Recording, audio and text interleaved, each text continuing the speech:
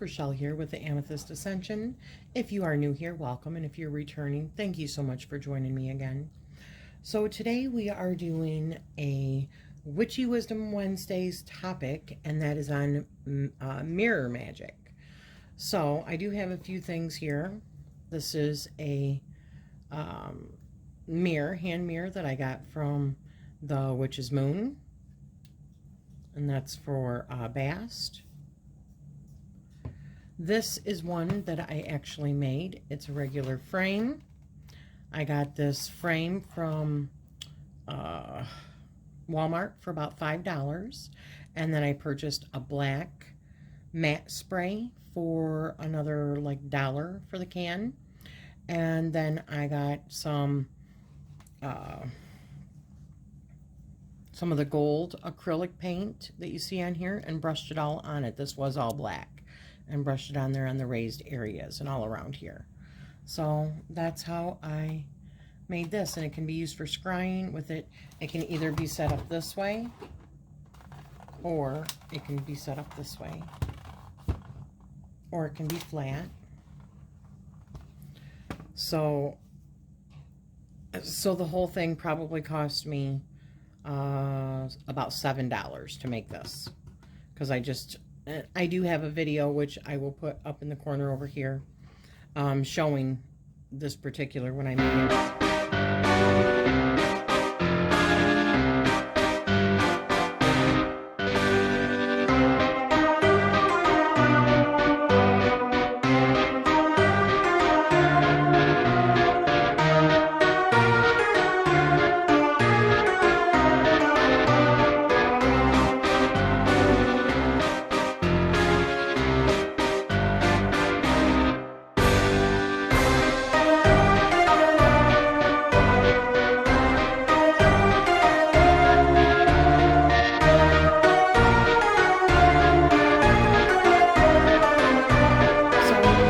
A book here.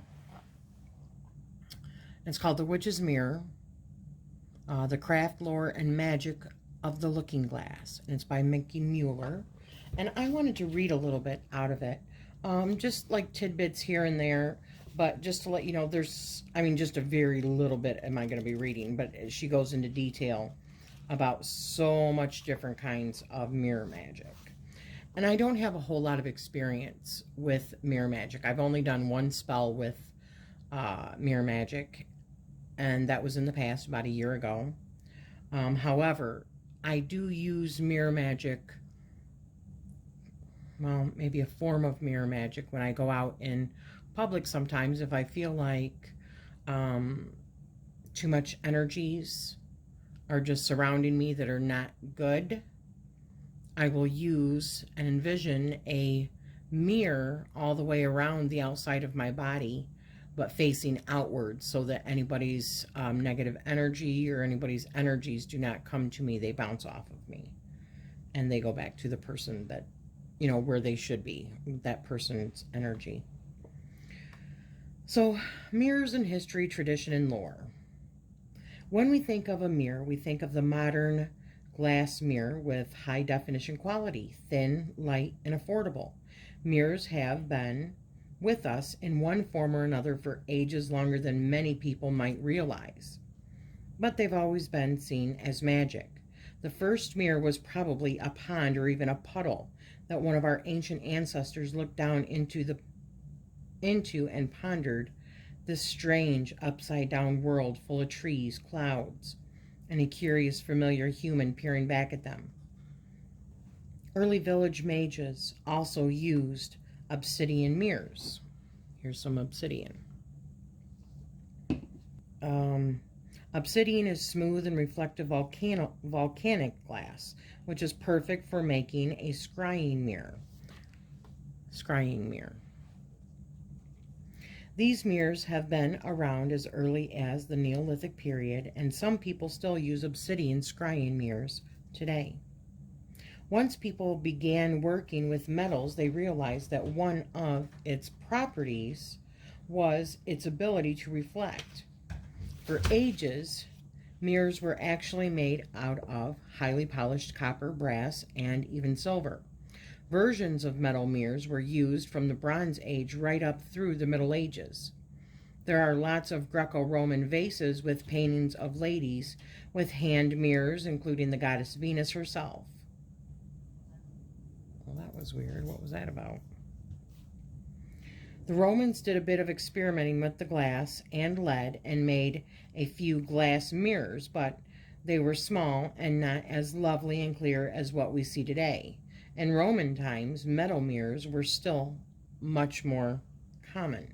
During the Middle Ages, polished metal mirrors were still very popular, but there also were some made of polished rock, crystal backed with metal foil, as well as a very few small and highly prized glass mirrors. It goes on and on and on, and I don't want to make this a super long video, so I'm gonna just go bits and pieces through some of these. So mirror lore, many cultures believe that a person's reflection in a mirror is more than just a likeness. It reflects their soul. Another one was death and the mirror.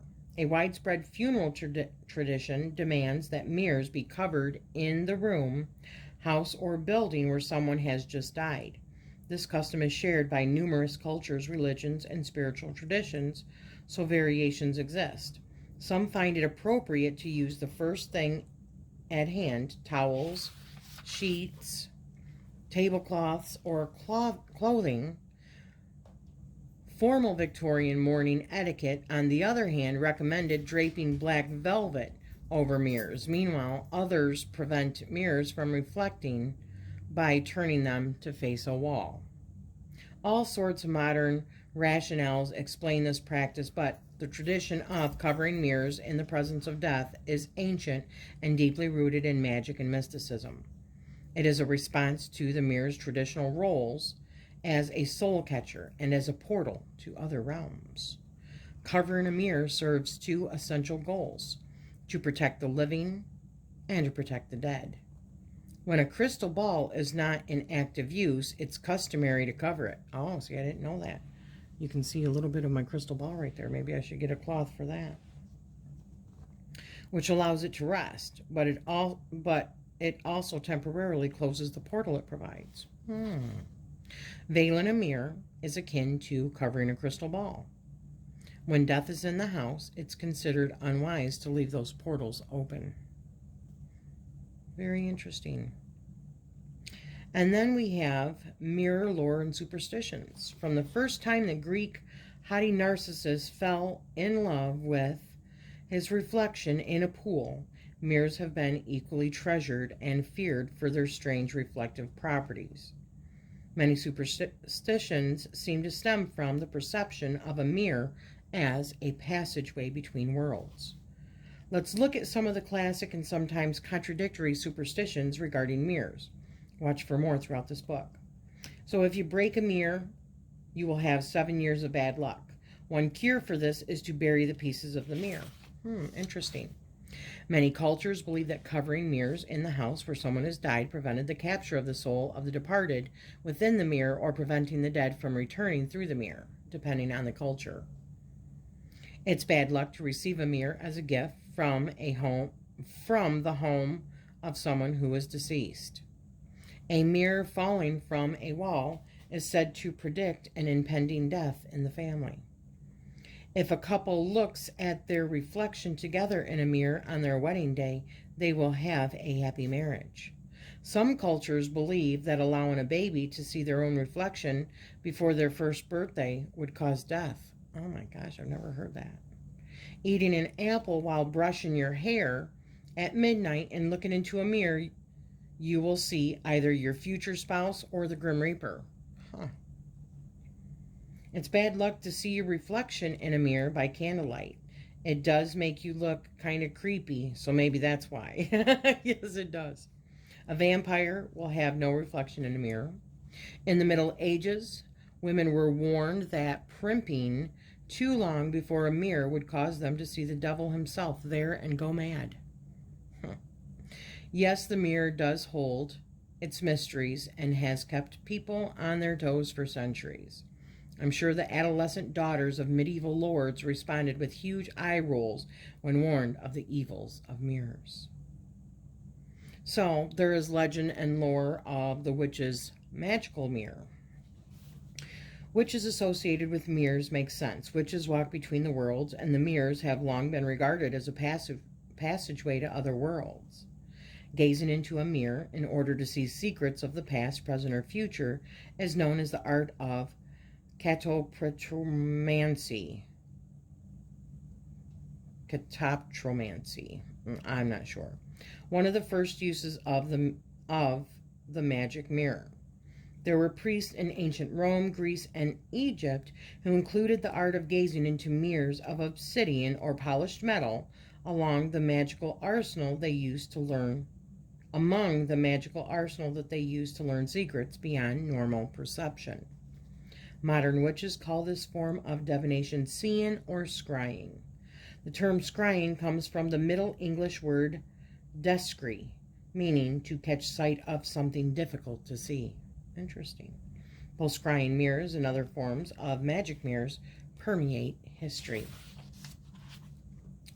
The Chinese developed a special kind of armor known as mirror armor, which is made of large, convex metal mirrors that would fit over a soldier's regular armor. The metal discs not only deflect the physical threat of swords, blades, and arrows, but they also repelled psychic attack and demons. These mirrors were usually worn over the chest, back, and upper arms. Another Eastern magic mirror is the Malang, a large metal convex mirror that is worn over the chest by the Tibetan Nechung oracle as part of his regalia. The Nechung that wears it is a simple Tibetan monk who specializes in channeling visions for the Dalai Lama.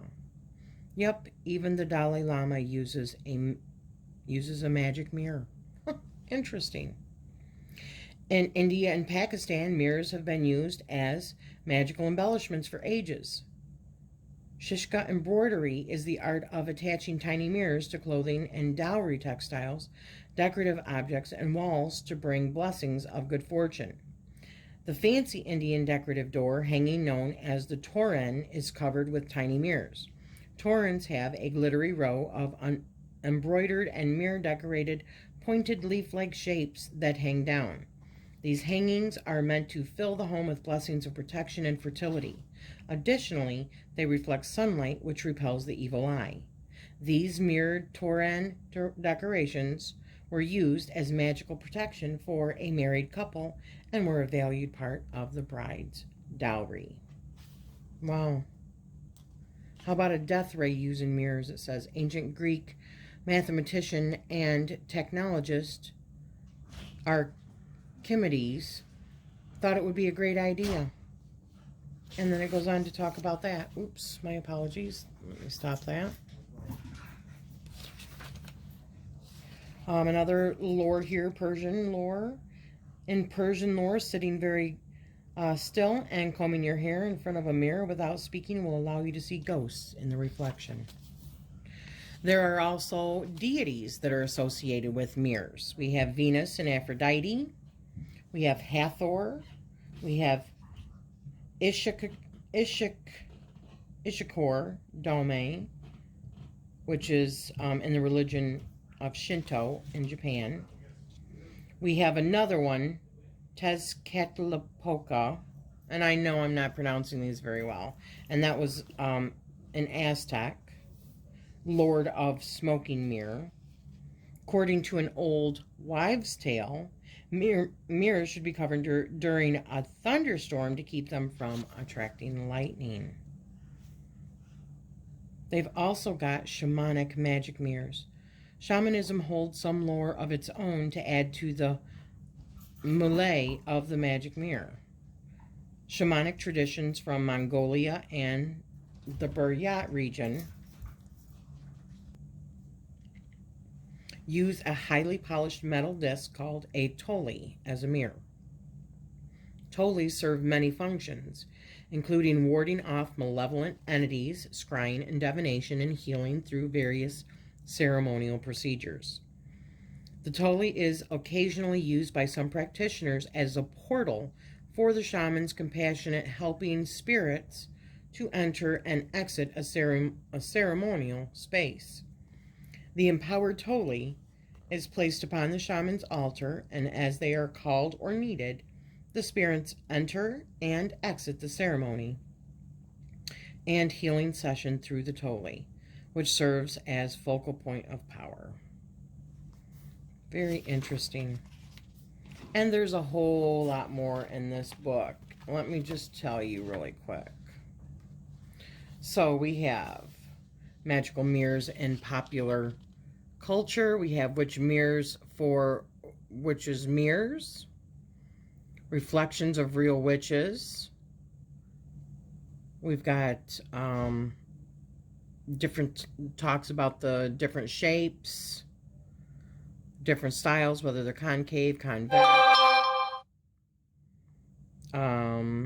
Everyday mirrors are magic too. Mirror on the go, using them as like psychic shields and a wishing spell, compact mirror for wishing spell. All kinds of stuff. Finding a mirror to reflect your witchy style. Crafting and enchanting a witch's mirror. That's very interesting.